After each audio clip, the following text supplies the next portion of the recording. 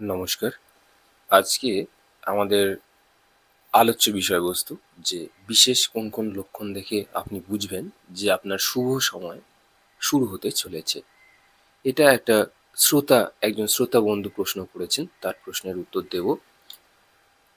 তো বলে রাখি, যারা অ্যাস্ট্রোলজিক্যাল কনসালটেশন বা গাইডেন্স নিতে চান বা অ্যাস্ট্রোলজি যারা শিখতে চান বা মেডিটেশন শিখতে চান বা মেডিটেশনের কোনো ধারা আপনি শিখতে চান যেটা দিয়ে আপনার আত্মার অবচেতন মন সচেতন মনে প্রবেশ করে, তাহলে আপনারা অবশ্যই যোগাযোগ করতে পারেন।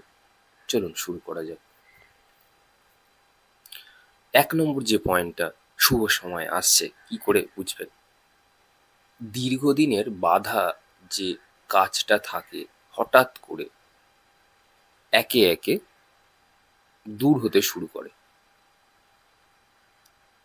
অনেক দিনের কাজ, ধরুন একটা সম্পর্ক ঝুলেছিল আপনার মাথার উপরে, যেটা নিয়ে আপনি খুব চিন্তায় ছিলেন,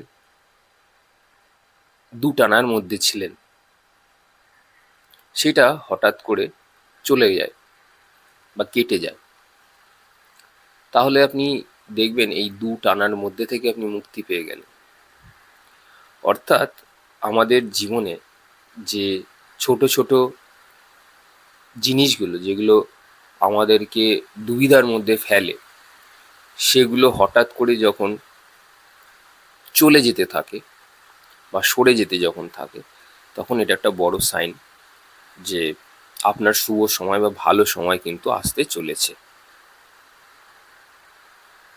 এর পরের পয়েন্টটা বলবো, অকারণে মন যদি শান্ত ও ইতিবাচক যদি থাকে, অকারণে যদি আপনার মন অতীব শান্ত এবং ইতিবাচক হয়ে যায় কোনো কারণ ছাড়াই, তাহলে কিন্তু আপনি দেখবেন এই রকম ধরনের মানুষ না খুব কম পাবেনও অ্যাকচুয়ালি। মানে কোনো কারণ নেই অথচ মন খুব পজিটিভ, শান্ত, ধৈর্যশীল, এরকম মানুষের মধ্যে সবসময় পজিটিভ একটা অরা থাকে, যাকে আপনি সহজে চাইলেও নেগেটিভ করে দিতে পারবেন না, সেটা যে কারণবশতই হোক না কেন। ঠিক আছে, পরের পয়েন্ট বলি। পরের, আপনার যদি বারবার যদি শুভ সংবাদ যদি আপনি পেতে থাকেন, ঠিক আছে, আপনার যদি শুভ সংবাদ যদি পেতে থাকেন বারবার করে, তাহলেও কিন্তু বুঝবেন যে আপনার কিন্তু ভালো সময় আসতে কিন্তু চলেছে। ভালো সময় কিন্তু আপনার আসতে চলেছে। কারণ ভালো সময় আসতে গেলেও ভালো সময়ের জন্যে আমাদের মনটাকে সবসময় কিন্তু ভালো হওয়া সবসময় বেশি প্রয়োজন। এই যে একটা ভালো সময় আসছে, শুভ সংবাদ আসছে বা ভালো সুযোগ আসছে, সবার জীবনে তো আসছে না, আপনার জীবনে আসছে। আপনি দেখবেন সে সময় আপনার মন কিন্তু খুব প্রসন্ন থাকে। তাহলে একটা ভালো মনই কিন্তু ভালো সংবাদ বা ভালো সুযোগ কিন্তু বয়ে নিয়ে আসে। এইবার কথা হচ্ছে, এটার জন্যে তো আমাদের মনটাকেও সবসময় কিন্তু ভালো রাখতে অবশ্যই হবে। ঠিক আছে, তো এটা একটা বড় পয়েন্ট। দেখে আপনি বুঝবেন আপনার মন যখন প্রফুল্ল থাকবে, আগের যে পয়েন্টটা, মন যখন শান্ত থাকে, ইতিবাচক থাকে, তখনই কিন্তু আপনার জীবনে সব কিছু ভালো ভালো জিনিস ঘটে। এটা আপনি খেয়াল করে দেখবেন। মন যার ভালো থাকে না, দুনিয়ার সমস্ত কিছু ভালো জিনিস তার সাথেই কিন্তু ঘটতে থাকে। কারণ ক্রেভিংস নেই। আপনার মন যখন দেখবেন সেন্টার্ড থাকে একদম, মানে মাঝখানে যখন চলে আসে বা স্থির যখন হয়ে যায়, দেখবেন আপনার না আর কোনো কিছুর প্রতি না বিশেষ কোনো ওই ক্রেভিংস থাকে না, মানে চাওয়া থাকে না বিশেষ। দেখবেন খেয়াল করে। পরের পয়েন্টে যাব, 4 নম্বর পয়েন্ট। আয়ের না নতুন পথ বা উৎস কিন্তু খুলে যেতে শুরু করে। ঠিক আছে, আয়ের নতুন পথ বা উৎস কিন্তু খুলে যেতে শুরু করে। কারণ কোনো মানুষের ধরুন আয় ধরুন আপনার ছিল না, হঠাৎ করে তার হয়তো একটা কাজের হয়তো সুযোগ এলো, বা দীর্ঘদিন সে হয়তো বাড়িতে বসা ছিল, তো তখন দেখবেন অনেকে বলে যে হট করে যে তোমার তো ভালো সময় শুরু হয়েছে। তো আয়ের নতুন পথ মানুষকে ভালো ভাগ্যর দরজাকে নির্দিষ্ট করে দেয় অনেক সময়। এমন কিছু সে হয়তো সৃষ্টি করলো, বা সে হয়তো এমন কিছু তাকে দিয়ে কোনো কাজ করানো হলো যেটা হয়তো আনএক্সপেক্টেড, যেটা এক্সপেক্ট করা ঠিক যায় না, মানে আশা করা ঠিক যায় না। পরের পয়েন্ট, 5 নম্বর পয়েন্ট, পরিবারের মধ্যে অশান্তি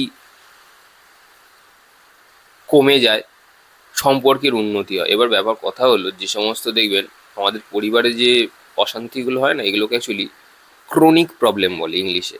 বাংলায় হচ্ছে যে প্রবলেমটা বহুদিন ধরে চলে আসছে, ক্রনিক ডিজিজ, দেখবেন একদিনে সারে না, একদিনে হয় না, বহুদিন ধরে চলে।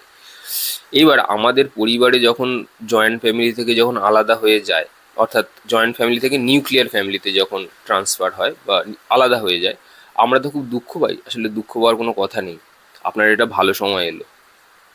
কেন এলো ভালো সময়? দেখবেন আপনার জীবনে যত মাথার সংখ্যা বেশি আছে, মাথা মানে যত মানুষজন বেশি আছে আপনার জীবনে, তত কিন্তু জীবনে আপনার সমস্যা আসবে। 10টা মাথা এক জায়গায় হলে 10 রকমের বুদ্ধি হবে, এবং তারপরে হবে সেটা নিয়ে মারামারি। এর থেকে কোনো মাথাই থাকবে না, যে যার মতো আলাদা থাকবে, খাবে দাবে, কাজ করবে, নিজের সংসার ধর্ম রক্ষা করবে।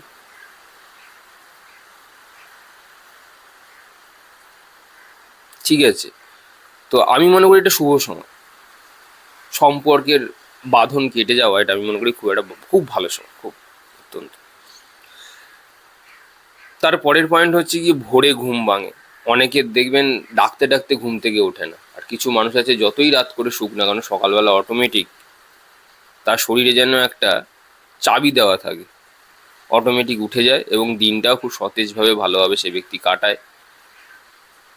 এবং প্রথম ঘুম থেকে ওঠার পর আপনার কি চিন্তা আসে? আপনার প্রথমেই কি আপনার ঠাকুরের চিন্তা আসে, নাকি ইষ্টের চিন্তা আসে, নাকি আপনার গার্লফ্রেন্ড বয়ফ্রেন্ডের চিন্তা আসে? তো এটা আপনাকে নির্দিষ্ট করে দেবে যে আপনার মধ্যে কি রয়েছে, আপনার সাবকনসিয়াস মাইন্ডে কি থাকে, সেটা আপনাকে নির্দিষ্ট করে দেবে। উম, তো যদি ঈশ্বর, ভগবান বা মেডিটেশন এগুলো করবার কোনো চিন্তা ভাবনা আপনার মধ্যে আসে, তো ভাববেন আপনার মধ্যে কিন্তু ভালো সময়, যেটাকে বলে, আর খুব বেশি বিশেষ দেরি নেই। এবার পরের পয়েন্ট বলি, 8 নম্বর পয়েন্ট, ঈশ্বরের পুজো, নাম জপ, এইগুলোর প্রতি মানুষ যখন খুব বেশি আকৃষ্ট হয়, সবাই তো কি বলবো, বেশিরভাগ মানে আপনারা যারা শুনছেন তারা হয়তো এই প্র্যাকটিসগুলো করেন বলে আপনাদের কাছে ইউটিউবে এগুলো পপ আপ হয় বা আসে, কিন্তু বেশিরভাগ মানুষ কিন্তু এইসব শোনে না। ধরুন আপনারা যে কথাগুলো শুনছেন, বেশিরভাগ মানুষই দেখবেন হা হা ঠাট্টা, তারপরে হচ্ছে গিয়ে আপনার ওই হা হা হি করা, রিলস দেখা, এগুলো খুব বেশি বিশেষ করে। তাও ভালো কোনো রিলস নয়, ওইসব বাজে বাজে যেগুলো আসে টাজে সেগুলো বেশি লোকে দেখে। কিন্তু ঈশ্বরের নাম পুজোয় যাদের মন বেশি আকৃষ্ট হয়, তাদের কিন্তু বলা ভালো শুভ সময়, অর্থাৎ ভাগ্য জাগরণ ঘটছে। কারণ অ্যাস্ট্রোলজির চার্টের বিচারে যে 9th হাউসটা আছে, ওটা ভাগ্যকে নির্দিষ্ট করে। এবার ভাগ্যের আগে একটা ঘর আছে 8th হাউস, অর্থাৎ ট্রান্সফরমেশনের ঘর। কখন সেই ব্যক্তির ভাগ্য দ্বারা জাগরিত হয়, মানে 9th হাউসে যেতে গেলে আপনাকে আগে 8th হাউস হয়ে আসতে হবে। 8th হাউস হচ্ছে কি অকাল্টের ঘর, সিদ্ধির ঘর, মন্ত্র সিদ্ধির ঘর, জেনারেশনাল কার্সের ঘর, হেরিডিটির ঘর, অর্থাৎ আপনার বংশ আপনার মানে পূর্বপুরুষরা কি কাজকর্ম করে এসেছে, উত্তরাধিকারীদের ঘর, গুপ্ত বিদ্যা গুপ্ত জ্ঞানের ঘর। আবার খুব বাজে ঘরও, extra marital affairs, hidden sex, এগুলো থাকে। কিন্তু কথা হচ্ছে আপনি কিভাবে নিজেকে ট্রান্সফর্ম করেছেন। যদি নিজের মধ্যে ভালো কিছু দিয়ে নিজেকে ট্রান্সফর্ম করতে পারেন, তবেই কিন্তু আপনি 9th হাউসে যেতে পারবেন, অর্থাৎ আপনার ভাগ্যের জাগরণ ঘটবে। তো যেদিনকে আপনি মেডিটেশন করতে বসলেন, আপনি মনে করবেন আপনার ভাগ্য জাগরণ হওয়া শুরু হলো, যদি আপনি রোজ করতে পারেন। এটা একটা পয়েন্ট গেল। তার পরের পয়েন্ট হচ্ছে, যেদিনকে বুঝবেন সঠিক সময় সঠিক মানুষের সাথে আপনার দেখা হয়েছে, অর্থাৎ আপনি কিছু শিখতে চান, আপনি কোনো কোনো ধরুন একটা অকাল্ট কোনো বিদ্যা আপনি ধরুন শিখতে চান, তো সেই টাইপের মানুষজন যদি আপনার সামনে চলে আসে, হুম, তখন তাহলে দেখবেন আপনার জীবনে এক বড় পরিবর্তন কিন্তু ঘটে গেল। ধরুন আপনি অ্যাস্ট্রোলজি শিখতে চান, আপনি একটা ভালো মানুষকে পেলেন যে স্পিরিচুয়াল এবং অ্যাস্ট্রোলজিকে একসাথে জুড়ে দিয়ে আপনাকে কিছু বলছে বা শেখাচ্ছে। কেন হচ্ছে এই কারণ, এই সমস্ত প্রশ্নের উত্তর দিচ্ছে। তথাকথিত বই পড়া ট্র্যাডিশনাল কোনো বিদ্যা নয়, এটা অবজারভেশনের ব্যাপার, লক্ষ্য করার ব্যাপার। বাইরে যে সমস্ত গ্যালাক্সিতে গ্রহ নক্ষত্র তারা রয়েছে, সেই সমস্ত গ্রহ নক্ষত্র তারাগুলো আমাদের শরীরের মধ্যেও রয়েছে। সেটা কোথায় কোথায় রয়েছে, তারা কিভাবে কাজ করছে, কিভাবে ফাংশনস করছে, মুক্তির পথের জন্য কোন গ্রহ আমাদেরকে সবচেয়ে বেশি হেল্প করে, কোন চক্রটা আমাদের শরীরে বেশি প্রয়োজন সেই সময়, এগুলোকে নিয়ে অ্যাস্ট্রোলজিক্যাল চর্চা হয়। শুধুমাত্র ওই কোথায় কি পড়লাম, একটা বই দেখলাম, কি নোটসে কি ক্লাসিকে কি লেখা আছে, এগুলো দিয়ে হয় না। এটা একটা রিসার্চ করবার বিষয়। তো যাই হোক, যখন সঠিক সময় সঠিক মানুষের সঙ্গে আপনার পরিচয় ঘটবে, তখন কিন্তু আপনার জীবনে 360 ডিগ্রি কিন্তু পরিবর্তন ঘটবে। আপনি ধরুন ক্রিয়াযোগ শিখতে চান, বা আপনি একটা ভালো একটা মেডিটেশন শিখতে চান, যেটা আপনার আত্মার উদ্ধারনতি করবে, ঊর্ধ্বরেতা তৈরি করবে আপনাকে। সেরকম মানুষ যদি আপনার না আসে সঠিক সময়, তাহলে আপনার সেই শেখাটা কিন্তু বাকি রয়ে গেল সারা জীবনের মতো। এবার আমরা নিজেদেরকে স্যাটিসফাইড করবার জন্য, ঠিক আছে, তখন তুমি যদি ঠাকুরের যদি খুব ভালো ভক্ত হও, ঠাকুরের কাছে কি যদি বলো, কান্নাকাটি করো, এরকম মানুষও দুর্লভ ঠাকুরের কাছে কান্নাকাটি করা। যদি আপনি করেন, সেও আপনাকে কিন্তু জোগাড় করে দেয়। তখনও বুঝবেন আপনার কিন্তু শুভ সময় শুরু হবে। যেদিনকে আপনি পাবেন সঠিক সময় সঠিক মানুষ সঠিক গাইডেন্স, সেদিনকে আপনার শুভ সময় শুরু হয়। পরের পয়েন্ট হচ্ছে, হঠাৎ অপ্রত্যাশিত সাহায্য বা সমর্থন পাওয়া। এমন একটা সিচুয়েশন আপনার জীবনে এসেছে, আপনি ধরুন ভাবছেন যে এখান থেকে তো আমার বেঁচে ফেরা খুব মুশকিল, বা এখান থেকে বেরিয়ে আসা আমার জীবনে খুব কষ্টকর, একমাত্র ঈশ্বর ছাড়া আর কেউ পারবে না। তো হঠাৎ যখন যে হঠাৎ দেবদূতের মতন যদি কেউ এসে আপনার সামনে এসে আপনার হাতটা ধরে টেনে সেই সিচুয়েশন থেকে, অর্থাৎ পরিস্থিতি থেকে, আপনি যেরকম পরিস্থিতিতে রয়েছেন, আপনাকে মানসিকভাবে সমস্ত শক্তি প্রদান করে যদি কেউ গুরুর মতো আপনাকে বের করে নিয়ে আসতে পারে, তখনও আপনি বুঝবেন যে এই অপ্রত্যাশিত যে সাহায্য বা সমর্থন, এটাও কিন্তু সবাই পায় না। তো এটা একটা ভালো সময়ের ইন্ডিকেশন করে। 11 নম্বর পয়েন্ট, পরিশ্রমের ফল যখন ধীরে ধীরে আপনি পেতে শুরু করবেন।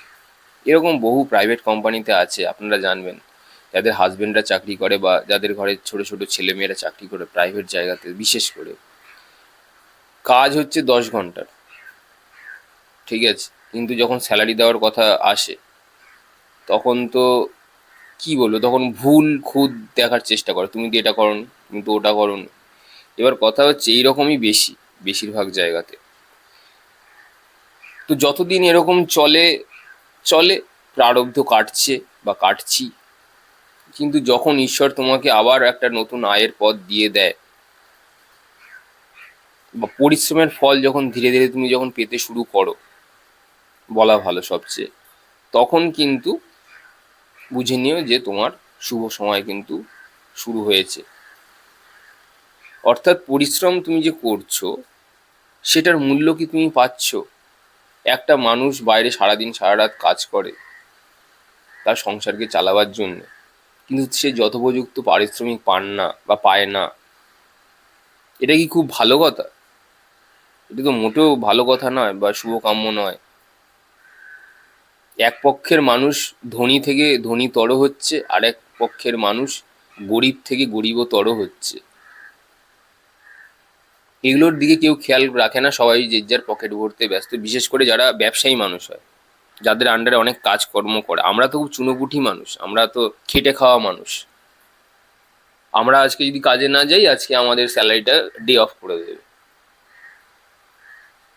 আমরা তো সাধারণ মানে অতি নিম্নবিত্ত পরিবারের মানুষ বলা ভালো, কিন্তু যারা পুঁজিপতি, যাদের ধরুন ব্যবসা আছে, যাদের আন্ডারে 10 জন, 12 জন, 15 জন থেকে আরম্ভ করে 1000 জন যারা কাজ করে, যেখানে কাজ করে, সেসব মানুষরা তো নিজেদের পকেট ভরতেই বেশি ব্যস্ত। সবাই তো সবাইকে যথোপযুক্ত মূল্য দেন না।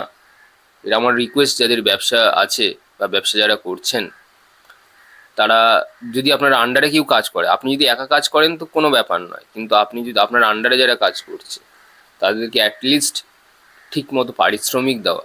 এখনকার জিনিসপত্রের যা দাম বা যেরকম প্রাইস হাইক হয়েছে ইদানিং, ইদানিং তো আরও বেশি জিনিসপত্রের দাম বেড়ে গেছে। তাদেরকে মূল্য দিন। তাদেরকে যদি মূল্য দেন, শনি আপনাকে মূল্য দেবে, এটুকু আমি আপনাকে বললাম। এর থেকে আমি বিশেষ কিছু বলবো না। আপনার কর্মের ফল আরও বেশি চমৎকার হবে। লোকের জন্য না, আমি নিজের জন্যই বলছি আপনাকে। পরের পয়েন্ট হচ্ছে গিয়ে 13 নম্বর পয়েন্ট, ছোট ছোট সাফল্য আত্মবিশ্বাস যখন বেড়ে যায় আপনার, যখন আপনি একটার পর একটা যখন ঘেরাটোপ, সেটা কঠিন পরিস্থিতি হোক, কাজের যথোপযুক্ত জবাব বা পারিশ্রমিক হোক, যেটা পেয়ে আপনার আত্মবিশ্বাস বাড়াচ্ছে, সেটা ধ্যান সাধনার মাধ্যমেও হতে পারে। ছোট ছোট সাফল্য, ধরুন আপনি 15 মিনিট ধ্যান করতে পারতেন, আজকে আপনি 1 ঘন্টা বসেছেন, এটাই বা কম কি আছে? সবাই তো তাও পারে না। এই ছোট ছোট সাফল্যের জন্য যখন আপনার আরও আত্মবিশ্বাস বেড়ে যায়, তখন আপনার বুঝে নেবেন যে আপনার ভালো সময় কিন্তু শুরু হয়ে গেছে বা হচ্ছে। পরের পয়েন্ট, 14 নম্বর পয়েন্ট, ভবিষ্যৎ নিয়ে যখন আর কোনো চিন্তা ভাবনা হয় না, জানেন মানে, আপনি বলবেন যাদের প্রচুর টাকা আছে তাদের ভবিষ্যৎ নিয়ে চিন্তা হয় না। আরেক ধরনের মানুষ আছে যাদের ভবিষ্যৎ নিয়ে চিন্তা হয় না। আমি তো বলবো, যাদের পয়সা আছে কোটি কোটি টাকা, লাখ লাখ টাকা, তাদের বরঞ্চ ভবিষ্যৎ নিয়ে বেশি চিন্তা হয়। কারণ তাদের হারিয়ে যাওয়ার আশঙ্কা থাকে, হারিয়ে যাওয়ার ভয় থাকে। কিন্তু যাদের কিছু মানুষ আছে যারা দিন আনে দিন খায়, রোজ কাজ করলে পয়সা, না করলে নেই, তাদের ভবিষ্যৎ নিয়ে কোনো ভয় থাকে না। কারণ তারা জানে আমার তো ভবিষ্যৎই নেই। আপনারা তো হাসবেন আমার কথা শুনে। তারা বলে না, আমি যদি বলি আমার তো কোনো ভবিষ্যৎই নেই, তো ভবিষ্যৎ নিয়ে আমি ভাববো কী করতে? ভবিষ্যৎ বলে আবার কিছু আছে নাকি? তো অবশ্যই তার জন্য জ্ঞান থাকতে হবে, বুদ্ধি থাকতে হবে, জ্ঞান তো অবশ্যই থাকতে হবে। সেটা জ্ঞান বলতে গেলে আপনার বই পড়া জ্ঞান নয়, এখানে হায়ার উইজডমের কথা বলছি। হুম তো এই জ্ঞান কিন্তু আপনাকে সমস্ত চিন্তা থেকে চিন্তা মুক্ত করে দেবে। ভবিষ্যৎ নিয়ে আর কোনো চিন্তা নেই। কিসের চিন্তা? কাল সকালে যদি না উঠি ঘুম থেকে, তাহলে আর কে খাবে, কে কি করবে? আপনাকে দিয়ে কত আয়োজন করা হচ্ছে, আপনি এসছেন বলেই পৃথিবীতে কত দক্ষযজ্ঞ চলছে, তাই না? এটা হচ্ছে বড় কথা। পরের পয়েন্ট হচ্ছে গিয়ে আপনার 15 নম্বর পয়েন্ট, মনে যখন আপনার মানে মনে সবসময় আসছে যে ঈশ্বরের কৃপাতেই সমস্ত কিছু হচ্ছে, এই জিনিসটা যদি আপনার মনের মধ্যে সবসময় আসে যে ঈশ্বরের কৃপাতেই সব কিছু হচ্ছে, সব কিছু ভালো হচ্ছে, তাহলেও বুঝবেন আপনার ভালো সময় এসে গেছে। পরের পয়েন্ট বলবো, আপনার ধ্যান যত গভীর হয়, প্রত্যেকটা মানুষের ধ্যানের কিন্তু ইন্টেনসিটি বা মাত্রা সমান নয়। কিছু মানুষের হালকা হয়, কিছু মানুষের গভীর হয়। তো আপনার যখন গভীর হবে, ভেবে নেবেন যে আপনার জীবনে কিন্তু শুভ সময় কিন্তু শুরু হতে চলেছে বা শুরু হয়ে গেছে।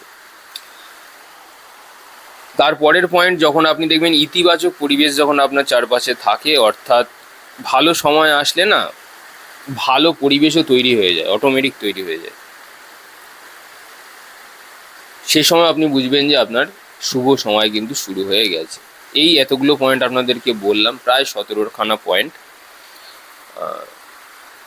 আমার মতে এটা পয়েন্টের মধ্যে নেই, বা এটা পুরো পয়েন্টের বাইরেই রয়েছে বলা ভালো। আমি মনে করি আপনার যেদিনকে চেতনা জাগ্রত হবে সেটা হচ্ছে জীবনের সবচেয়ে ভালো সময়। কারণ হাজার জনের মধ্যে চেতনা জাগ্রত হয় কত বলবো, 0.05%। হাজার জনের মধ্যে অনেক কম নাম্বারটা। যাই হোক, আজকে বিদায় জানাচ্ছি, আবার কালকে দেখা হবে।